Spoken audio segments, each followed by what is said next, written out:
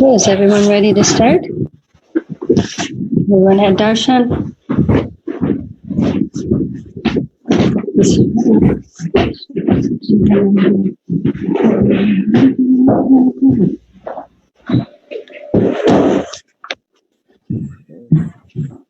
Yeah. Hare Krishna. Sit here. Hare Krishna. Thank you.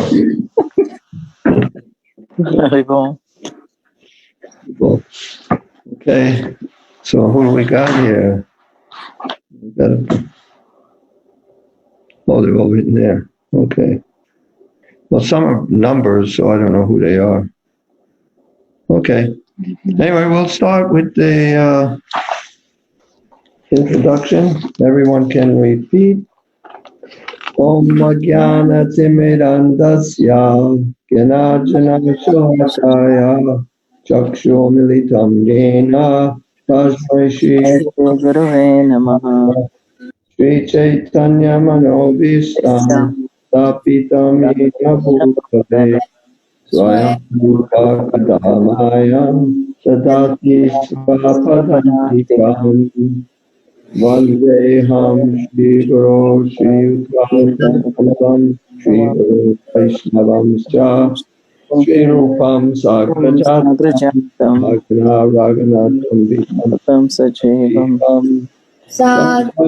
Vaitam Savarvatam Gana Krishna Chaitanya Shri Radha Krishna Krishna Kalita Shri Vishakam Vidam Cha Hey Krishna Karuna Karuna Sindhu Dina Bandhu Jagapate Kanta Kanta Namaste Sapta Kanchana Radhe Vrindavaneshwari Vrindavan Sute Devi Pranamami Hari Priye Vanchakalpatarubhyascha Kripa Sindhubhya Evacha Patitanam Pavanebhyo Vaishnavebhyo Namo Namaha Shri Krishna Krishna Chaitanya Prabhu Nityananda Shri Advaita Gadadhara Shri Vasadi Gaur Bhaktavinda Hare Krishna Hare Krishna Krishna Krishna Hare Hare Hare Rama Hare Rama Rama Rama Hare Hare. So we're continuing from the 10th chapter. Everyone can get their books. The Opulence of the Absolute, text 37. So we should read everything. Okay. So we're going to start. I'll do word for word in case you don't have the books yet. Vrishninam Vasudevosmi Pandavanam Dhananjaya Dhananjaya Muninam Muninam Api Aham Apyaham Asa Vyasa Kavinam Kavinam Ushana Ushana Kavi Kavi Rishninam Vasudevosmi Krishninam Vasudevosmi Pandavanam Dhananjaya Pandavanam Dhananjaya Muninam Apyaham Vyasa Muninam Apyaham Vyasa Kavinam Ushana Kavi Kavinam Ushana Kavi Rishninam Vasudevosmi Krishninam Vasudevosmi Pandavanam Dhananjaya Andavanam Pandavanam Janandaya Dhananjaya Muninam Apyaham Vyasa Muninam Apyaham Vyasa Sam Kavinam Ushana Kavi Kavinam Ushana Namoshana Kavi Kavi Rishninam Vasudevosmi Krishninam Vasudevosmi Pandavanam Dhananjaya Pandavanam Andavanam Dhananjaya Muninam Apyaham Vyasa Muninam Apyaham Vyasa Kavinam Ushana Kavi.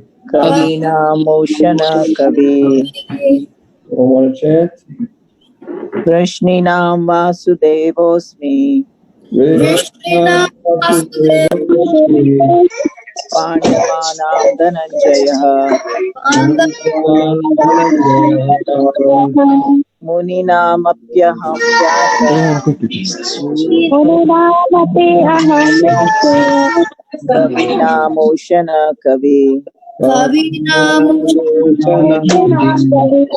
Krishnam Vasudevosmi Krishninam Vasudevosmi Pandam Dhananjaya Pandavanam Dhananjaya Api Aham Vyasa Muninam Apyaham Vyasa Usana Kaviha Kavinam Ushana Kavi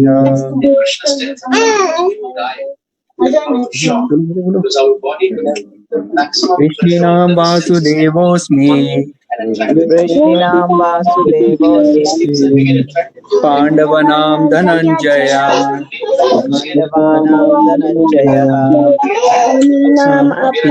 Aham Vyasa Muninam Apyaham Vyasa Kavinam Ushana Kavi Kavinam Ushana Kavi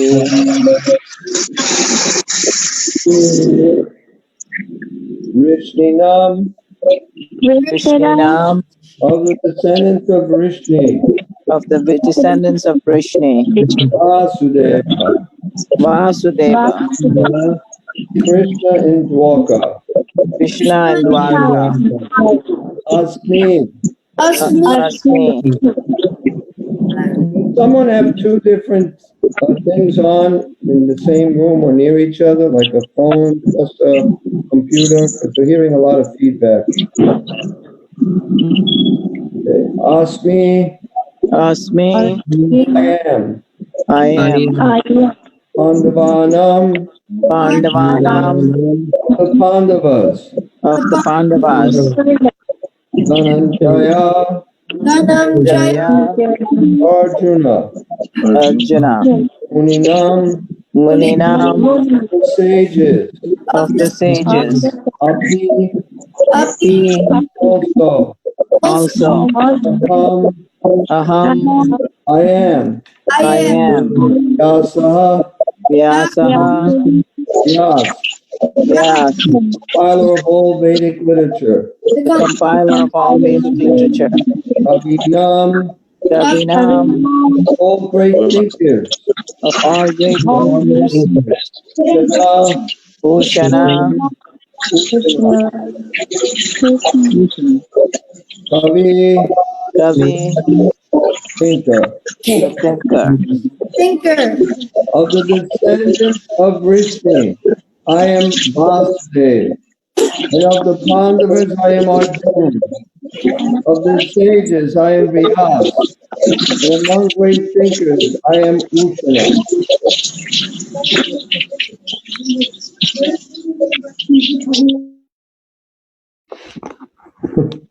Well, now it's quiet here. Purport. Krishna is the original Supreme Personality of Godhead, and Baladev is Krishna's immediate expansion. Both Lord Krishna and Baladev appear as sons of Vasudeva, so both of them may be called Vasudeva. So generally when you hear Vasudeva, it's a name for Krishna, but actually it also can be a name for Balaram, because it's the son of Vasudeva. From another point of view, because Krishna never leaves Vrindavan, all the forms of Krishna that appear elsewhere are his expansions. Actually, he never leaves Vrindavan.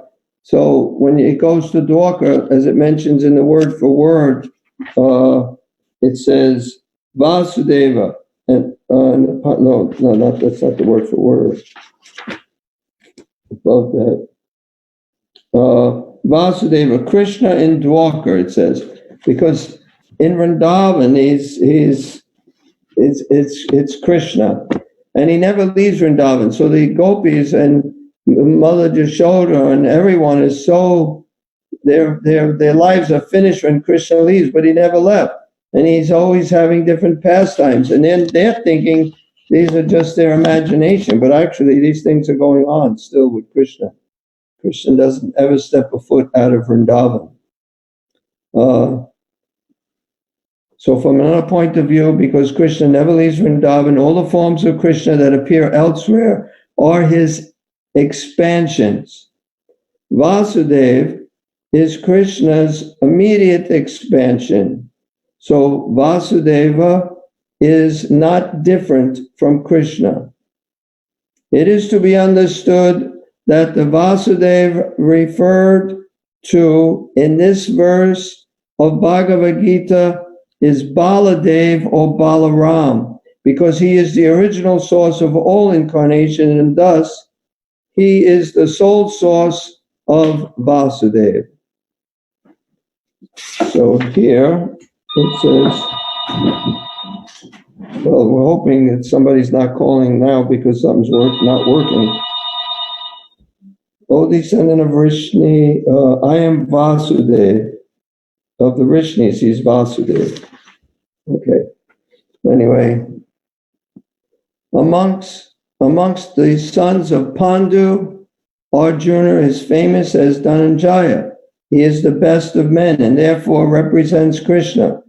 Among the Munis, or learned men, conversant in Vedic knowledge, Vyas is the greatest, because he explained Vedic knowledge in many different ways for the understanding of the common mass of people in this age of Kali. And Vyas is also known as an incarnation of Krishna. Therefore, Vyas also represents Krishna. So Vyasadeva is actually an expansion of Krishna. Vyasadeva is a Shaktivesh expansion. He's an empowered incarnation. He's empowered to write all the Vedic literatures. So out of the different Munis, Vyas is the one representing Krishna. So maybe we could shut off the ringers on the phone. Kavis are those who are capable of thinking thoroughly on any subject matter. Among the Kavis, Ushana, Shukracharya, was the spiritual master of the demons. He was an extremely intelligent and far-seeing politician. Thus, Shukracharya is another representative of the opulence of Krishna. So the best of everything, even though Shukracharya, he was instructing the demons, giving them advice to try to help them defeat the demigods. But still, because he was the best of those, he is a representative of Krishna. And it's interesting how Kavis are those who are capable of thinking thoroughly on any subject matter. When Vamana came, Shukracharya could tell, just with his intelligence, analyzing the whole situation, and he could understand that this is an expansion of Vishnu, Bali Maharaj's enemy, and he's come to figure out a way to take away this whole world, or not just the world, the whole universe. And then he told him, okay, I know you promised to give this boy anything he asks for. What he's going to ask for is everything. He's going to take everything away from you. So he came up with different things from different scriptures. Like, you don't have to keep a promise that is going to destroy you or kill you. You don't have to keep that promise. Also, you don't have to keep a promise if it's not preceded by Om. It's a technicality. It's kind of like in the lawyers in court. They find some technicality. The guy did some crime, but because they found the evidence illegally, they didn't have a warrant to go into the person's house. Therefore, it was you can't hold it against them. So he can think so many ways, and he can understand this whole thing. And he got really upset with Bali for not listening to him, because he was a great thing. So from materially speaking, everything Shukracharya was telling Bali was actually good. But ultimately, Bali was the grandson of Prahlad Maharaj, and he had these qualities still of just even rightful qualities, not even so much as a devotee, but he made a promise, he kept his promise. And of course, he benefited eternally by not just going back to the spiritual world, but by having, he went down, it says, to the lower planetary systems, but Krishna was there with him as his doorkeeper. So I don't think he's in too much anxiety being there.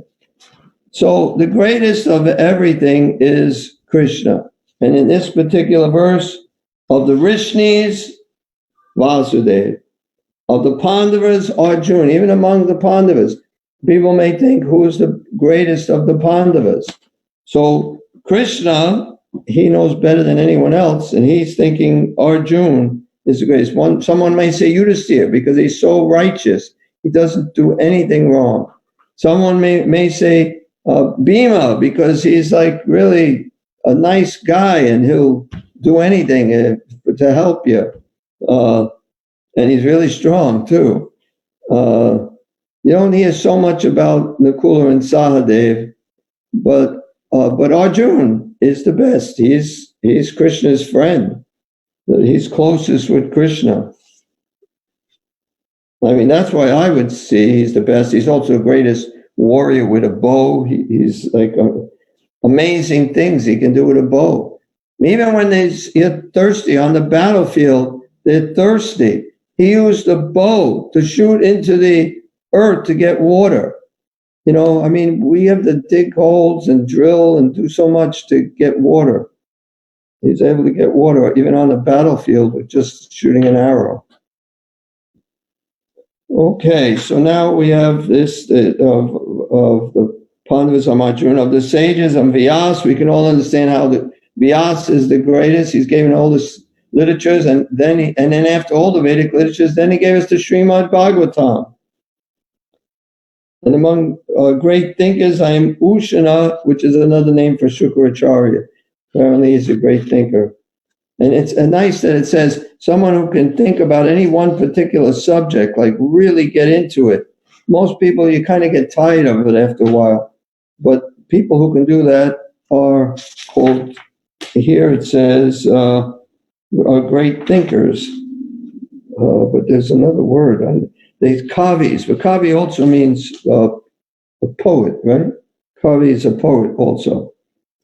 So those who are capable of thinking thoroughly on any subject matter, in other words, they see it from every single different angle.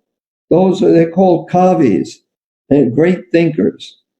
So most people can see it from a few angles, see it from every single angle. That's like if you're going to make a decision on this coronavirus, you can't just look at it from one economic way. And even the economic way, you may not be including everything, you're just including the near future. But you have to think of it from every single angle and figure out what the best thing to do. And unfortunately, we don't have our leaders as great thinkers. There may be some people advising them who are great thinkers, but they're not smart enough to listen to them. Okay, so now we want to probably unmute. Please, no talking, or I'm going to have to mute everything. Okay, I hear a lot of talking already. There's a way of raising your hand. How do you raise your hand? Why is there so much talking going on? Yeah, I want to ask a question, but everybody's talking.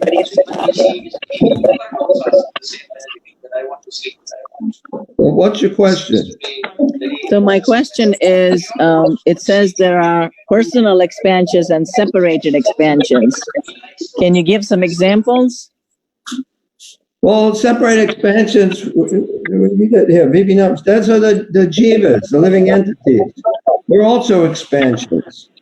We're separated with just little tiny fragmental parts and parcels. You are an expansion of Krishna. But all of the incarnations of Krishna are personal expansions? Yes. They may be fully, they may still be jivas, but they're like Vyasadeva is a jiva soul, but he is fully surrendered. He's empowered to do whatever Krishna wants. So he's different than some of the other Vibhinamshas or separated expansions who are in Maya. But even among Krishna's avatars, there are different kinds of avatars, right? Different kinds of avatars. Oh, yeah. Yeah, there's different kinds of avatars. Leela avatars, guna avatars, the modes, different pastimes. They're different incarnations. But they're all personal expansions, though. Yeah, I'd say personal expansions, yeah. Swamsa, that's the word. The Lord, the immediate expansions of the Lord are called swamsa. Swamsha. Swamsha is full expansions, or maybe not completely full like Krishna or Balaram, but full, at least, with almost all the potencies of the Lord. Something like 96%.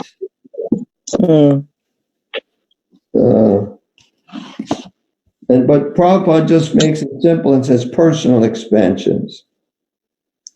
So are the demigods personal expansions or Vibhinamsha?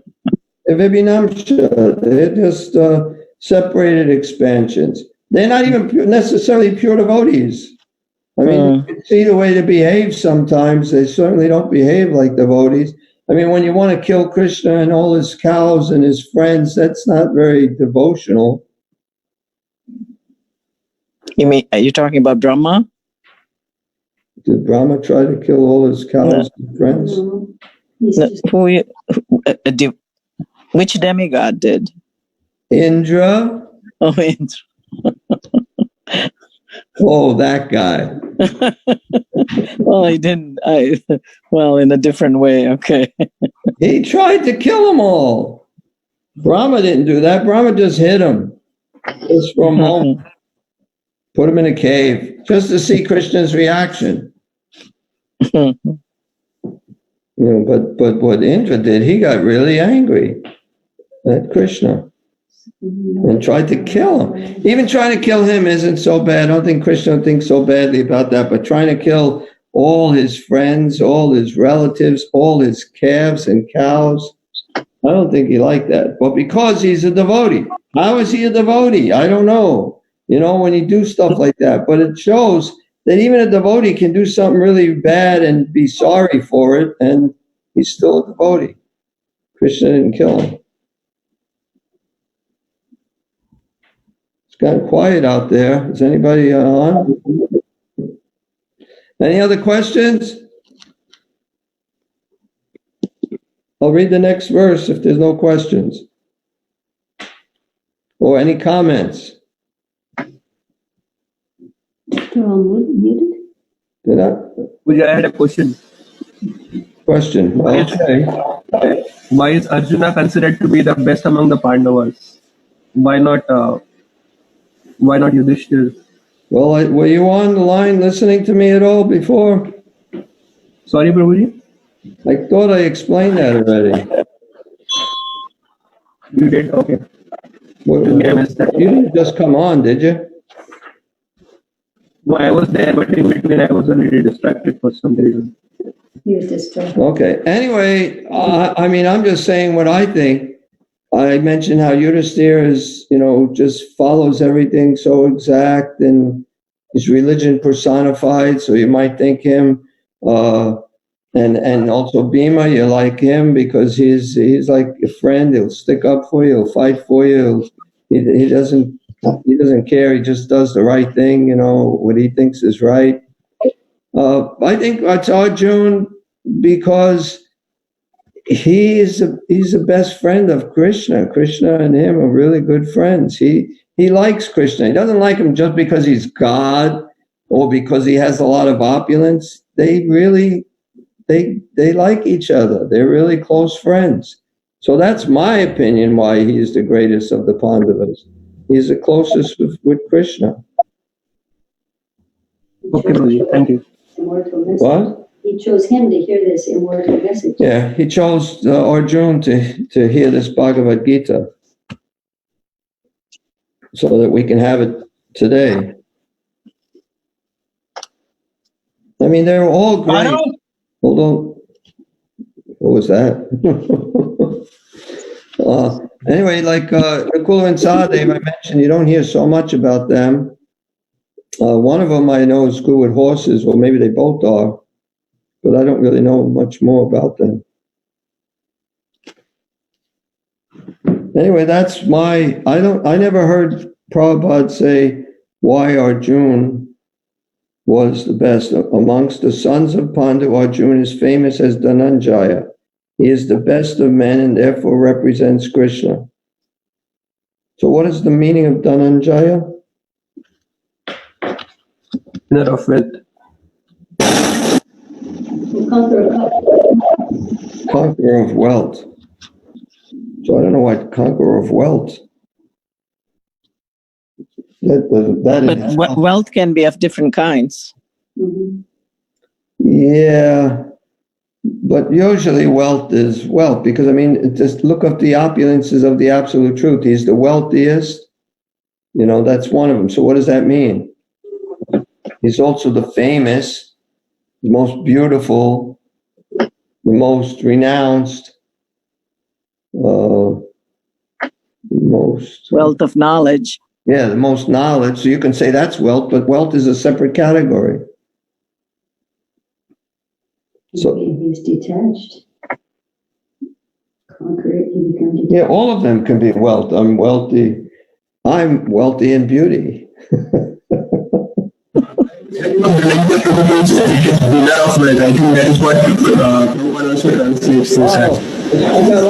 got a lot of response from that. Hello. Hello? Hello. I know what is the meaning of Dhananjay. Why he called Dhananjay?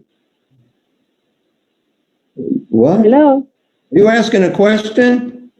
No. I know because Arjuna, when Yudhishthira needed a lot of money, Arjuna helped him to get a lot of money for the war or something. That's why he called Dhananjay. For the Ashwamedha, yeah. Right. Yeah, for the Ashwamedha. That's why he called Dhananjay. No, but what we did say that because of wealth, the conqueror of wealth, he was able to conquer wealth. But like to me, somebody that can get a lot of money doesn't seem like that.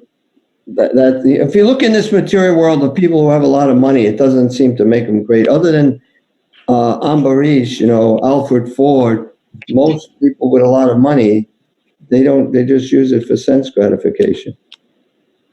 So he used his money properly.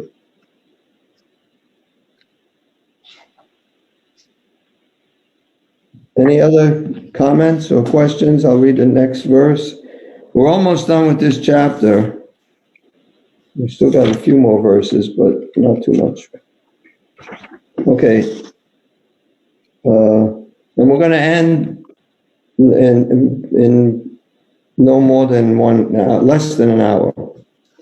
Less than an hour's time total, not from now. It's like less than a half hour left. Among all means of suppressing lawlessness, I am punishment.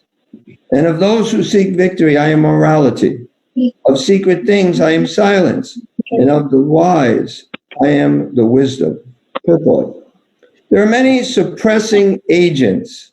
Shiva. There are many suppressing agents, of which the most important are those that cut down miscreants. When miscreants are punished, the agency of chastisement represents Krishna. So here, it's nice. Miscreants are supposed to be punished. That, nowadays it's like, oh, give them another chance, this and that, so many society. One thing Prabhupada had said about society is when the government is weak, there's a lot of criminals. And so we can see the government is weak. People don't get punished. Someone kills someone. In the Vedic culture, they are killed. They should be killed. And it says that that's the least amount of punishment they can get in order to counteract that sin. Because if they don't kill them, in the next life, they'll have to suffer even more than just death. So punishment may seem sometimes severe in Vedic culture, but in our culture, you kill someone, you go to jail for 15 years. After 5 years, they let you out on good behavior. So there's not very much punishment in our society. Of course, if you go to some of these Muslim societies, they go a little bit too extreme. But in any case, there should be some punishment. And that chastisement represents Krishna. Among those who are trying to be victorious in some field of activity, the most victorious element is morality. Of course, people try to be victorious now by, in one sense, being immoral. Like in sports, they take different drugs so that they can be victorious. So that's like cheating. And of course, Krishna's out of gamblers, he's to cheat. So, but out of all different, the most victorious element is morality. So for someone to be moral is the best. Among those who are trying to be victorious in some field of activity, the most victorious element is morality. Among the confidential activities of hearing, thinking, and meditating, silence is most important because by silence, one can make progress very quickly. Prabhupada also says that Krishna Katha is considered silence.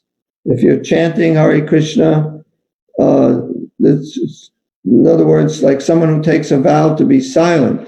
We can take vows to be silent, but those vows should be that I will only speak about Krishna, no mundane talk. It's actually better than silence, I would say, Pyari. It's transcendental sound.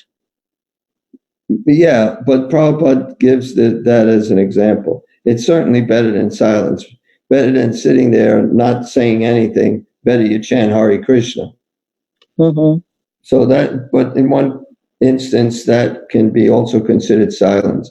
Also, silence is like, if you want something to happen, say you have some plan and you want it to fructify, then you don't tell anybody about it, except for anybody that really has to know about it in order for it to manifest. But in a sense, that's also silence. If you have some plan, and we're talking now to devotees, so some good plan in spreading Krishna consciousness, or a good thing that's going to help the temple, and you have some idea, but you don't broadcast it. You keep silent and just tell only those people that really need to know. Okay. Among the confidential activities of hearing, thinking, and meditating, silence is most important, because by silence one can make progress very quickly. The wise man is he who can discriminate between matter and spirit, between God's superior and inferior natures. Such knowledge is Krishna himself. So knowledge, Prabhupada has given a definition of knowledge, means to know the difference between matter and spirit and the controller of both, or the source of both. So this is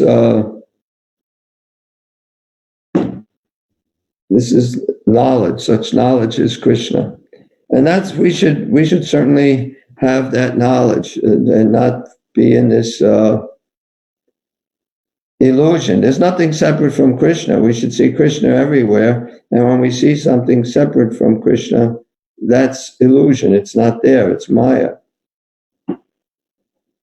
So we have to see this distinctions. So I'm going to read the verse again, and if anybody has any questions, I think you muted yourselves, or did you mute them? Because Gita Mala spoke. I don't think they're all muted. Gita Mala, can you say something? Haribol. Well, we can hear you. I don't hear anyone else. I know. I'm surprised that they're all so quiet. Ji, Haribol, Prabhuji.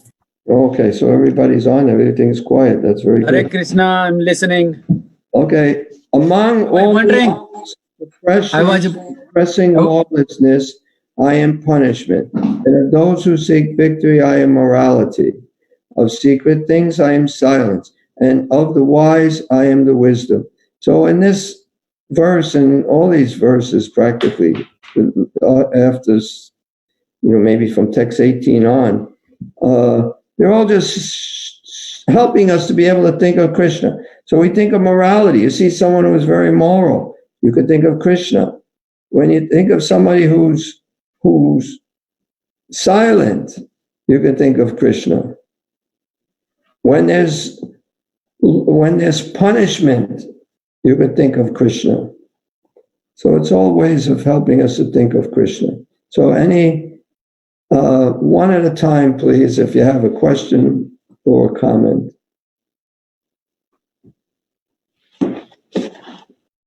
Everybody seems to be able to talk. Yeah. Okay, no one?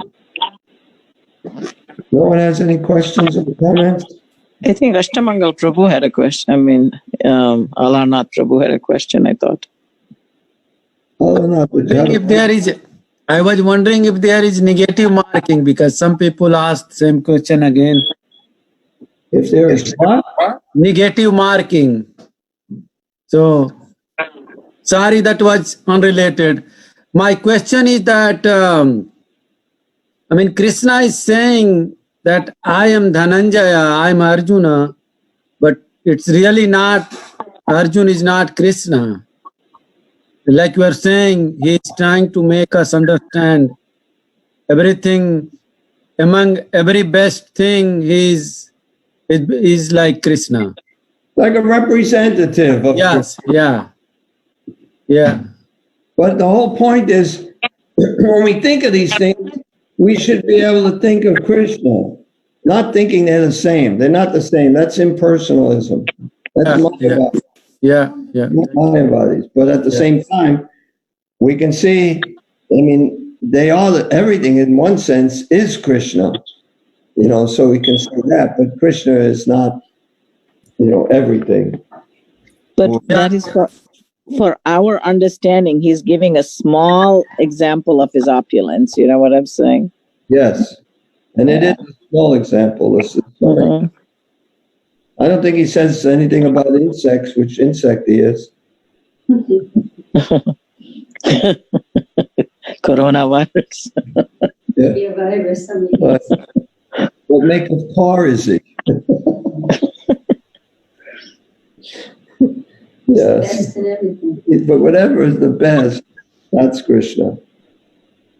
Okay, anything else? I'll read one more verse because I got like 18 and a half minutes left. If I may ask a question. Yes, you may. So in the translation, it mentions regarding punishment. And one of the Vaishnava qualities of forgiveness as well. So how do we understand that? Where does it mention forgiveness? I don't know if it mentions in this chapter or not, but Well, you said it where, and it also mentions forgiveness. so I said one of the 26 qualities of Vaishnava. That's what I said.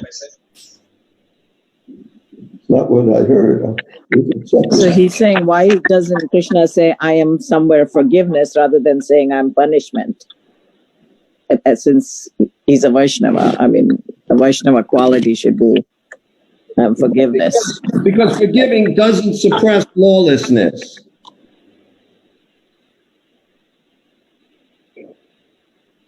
Among all means of suppressing lawlessness, he doesn't. How are you going to suppress lawlessness by forgiving? That's where what he's talking about. He's not talking about how Vaishnavas should behave. Vaishnavas should forgive. But even as a Vaishnava, depending upon what your service is, if you're a king and a Vaishnava, you still have to punish. Richard Maharaj, pure perfect being from birth, he was punishing Kali. He was going to kill him. So, you have to still punish if you have to do it, if that's your position. If you're a Brahmin, then you don't, then you forgive. Depends, but a Vaishnava can act like a Brahmin, it can act like a Kshatriya, it can act like a Vaishya, it can also act like a Sudra. It can serve in so many ways, but he can still be Brahminical. And we can see as kings, many kings were Vaishnava kings, and they would have to punish. I mean, even Ramachandra, he was the ideal king, yet he killed Ravana and he killed so many people. He didn't just forgive them. They took his wife. He didn't just forgive them. You have to see the whole picture of society. The Brahmins should always forgive, and we as Vaishnavas should forgive. And even if we're a Vaishnava king and we have to punish, we should still forgive them, but we have to do this for their benefit. Not so much because I'm punishing because I'm angry at them. I'm punishing them because it's the best thing for them. They're going to get relieved of their karma for doing this offense, and they may learn a lesson. And if I just forgive them, they go on doing this over and over again. So you have to see the whole picture in society. Krishna's created these 4 divisions of society, and they all have different functions, and they're all important, and you can't behave as a Brahmin and be a Kshatriya. It just doesn't work. Even though sometimes Brahmins would kill when the Kshatriyas couldn't do anything, or kill the Kshatriyas who are not acting as Kshatriyas, or not acting as they're supposed to be acting as Kshatriyas. But generally, the Brahmins forgive, and the Vaishnavas. forgive. And Prabhupada spoke a lot about forgiving, and now it's most important. If you want to go on further in your spiritual life, you have to forgive. And you can see it even more. That, like somebody does something to me as a devotee, we can think, okay, I must have done something to him in a past life, and that's why he's doing this to me now. So we're even. If he does it again, that's another thing.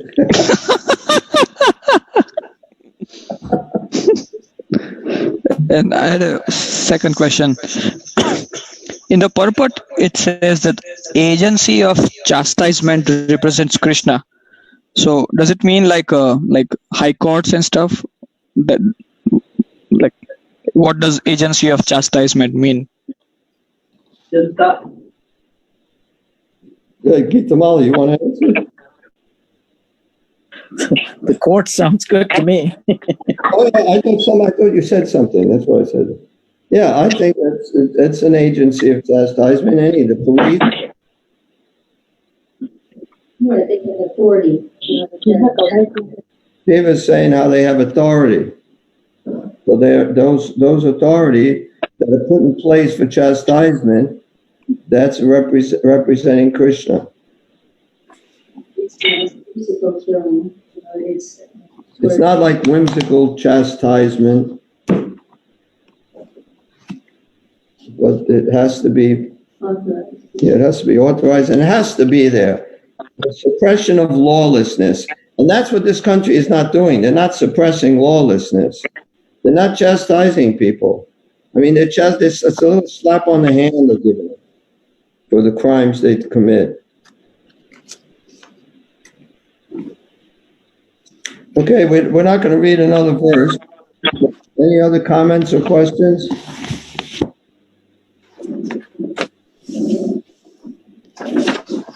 Hare Krishna, Prabhuji. Yes, Madhavakanta. Question about silence. So, in Nectar of Instruction, the second chapter talk about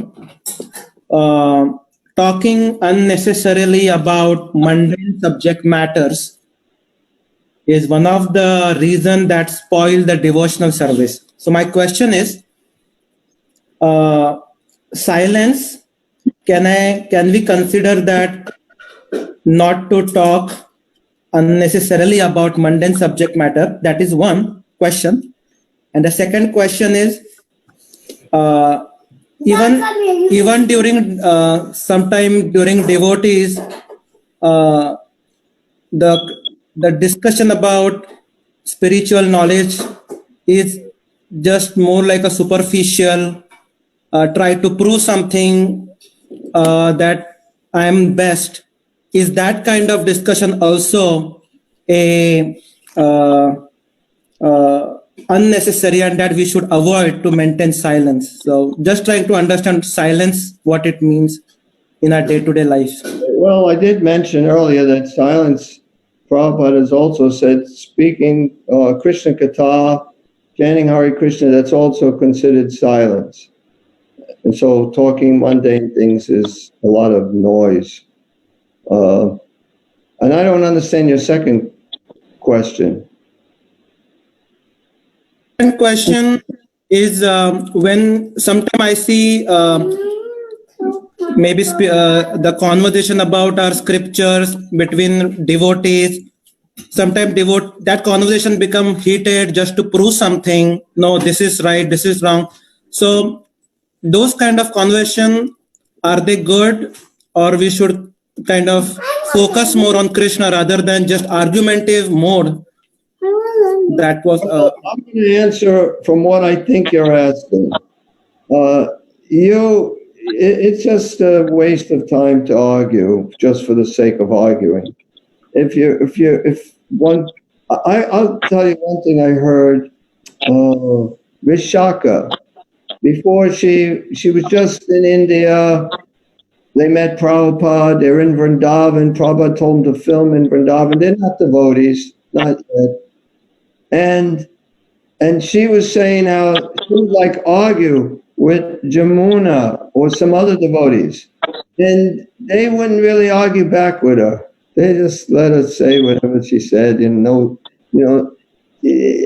she learned from that that was nonsense. That's not exactly the story. Of course, if somebody's coming up with some bogus things, lots of times we want to explain to them how that's wrong. But you also have to see who you're talking to, and if the person's going to be listening, or if they're going to be just waiting to say the next thing and not really listening to you. I've seen conversations of non-devotees, both of them talking nonsense. I remember before becoming a devotee, I started to think more about life and listening to people. And one person is just saying all this stuff, and the other person is like almost pretending to listen, just waiting for them to stop so then they can say what they want to say. And it's not even a conversation; it's just getting out what you want to say. So that's also, of course, a waste of time. But you shouldn't. What's the use? If I want to prove to you a certain thing and you want to prove to me something, and what's the use of arguing? Just say, yeah, okay, whatever you. I mean, you got to end it kind of nicely.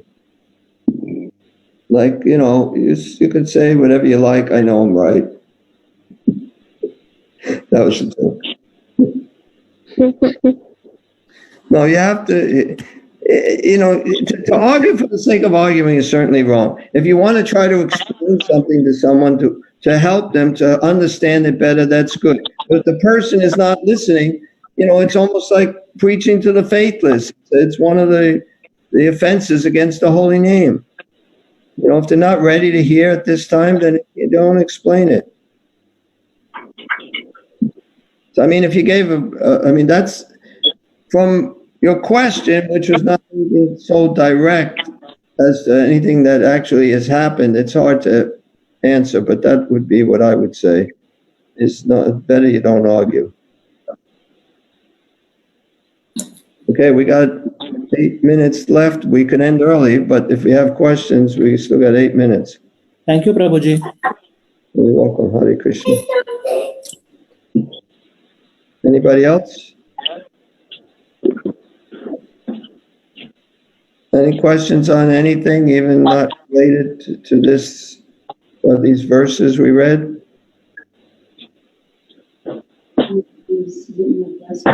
Oh, yeah, I have a question. Eva has one. First, remember yours, but I think it's important to say this. We only have like a couple of days left. I've emailed everyone about writing a Vyas Puja. Anyone write a Vyas Puja? Nobody wrote one. Okay, you can ask your question now. You could still write it if you can. Oh, this was not, this was just a mundane question, practical question. So even if, Trump says we can stop social distancing, are we going to, like with our temple and everything? No. Well, it depends when he says it. If he says it now, we're not going to do it. He's thinking by Easter. It doesn't matter what he thinks. And he's only thinking that's when he'd like it to be. I'd like it to be tomorrow. It doesn't mean it's going to be tomorrow. The US is the number one place now compared to China and other places. US number one number of cases of corona. We're on top again. We're the greatest. Yes. Yeah, that's what Trump probably thinks. Anyway, we're not going to listen to what the government says. I mean, unless they give us more restrictions, we listen to that. But they say, everything is fine. Well, the people are dying all over the place. We're not going to listen. We'll have to see. Right now, it's really bad, and it's getting worse, and it's going to get much worse. I know. And then whenever in a few weeks, maybe a month, and then everything can be back to normal again. Yeah. But nobody's doing anything. Even the government, they're just suggesting we do this. They're not really forcing anybody. Right. The government should force. I would like at least Connecticut shut all the borders. No, it's very Well, you got a tape recorder can tell them to play this. Prabhu, you won't be in that. Yeah, nobody cares, Prabhu. People, there's no beds or no ventilators, no extra oxygen. They don't care. Even if you go there, they may just ignore you because the nurses, they are getting affected and their families are dying, So nobody will care about us if something happens. That's the thing. No recorders, leave alone recorders. They don't want to touch anything. They won't do anything for us, Prabhu. This is really grave situation. Well, I am hearing that there are not enough nursing staff to take care of the sick. So you might be dying of some neglect too. Yes. Yeah, anyway, we're going to die sometime. If it's our time, we die. But the government should be much better. They're not, they're weak. Anyway, we only got like 3 minutes left. So let's offer our obeisance. By the way, the deities look so beautiful, Jiva Mataji. Thanks to your glorious service. If you hear devotees arguing about Krishna, at least it's about Krishna, so there's some purification. So we shouldn't find fault with other devotees that we arguing about Krishna, because we also have our false ego, and until it's gone, it'll get purified if they're actually arguing about Krishna. So I think there's at least they're not arguing about something mundane. That's to Madhavakanta. Was that clear? I was trying to hurry. Mataji, Are you there, Madhavakanta? Mataji, I'm here. Your voice was a little bit fading in and out, so I couldn't catch. Sorry for that.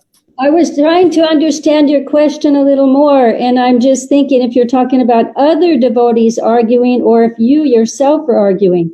For ourselves, we should see that if we are arguing, we shouldn't argue unless we know what we're arguing about. And it's not to bolster ourselves, our ego. But if you see other devotees arguing, we shouldn't find fault because at least they're arguing about Krishna. But if they're arguing about something mundane, then it's useless. Okay, Mataji.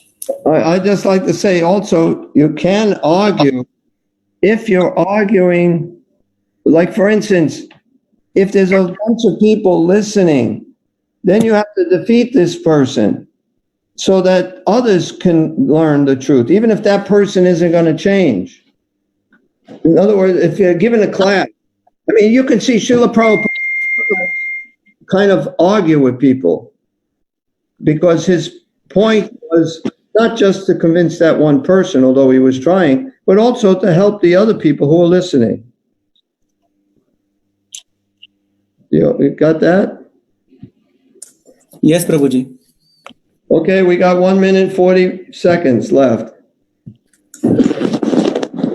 Let's offer our obeisance to all the Vaishnava devotees of the Lord, who are just like the Gayatri and the figure designs of everyone, full of compassion, full of gold.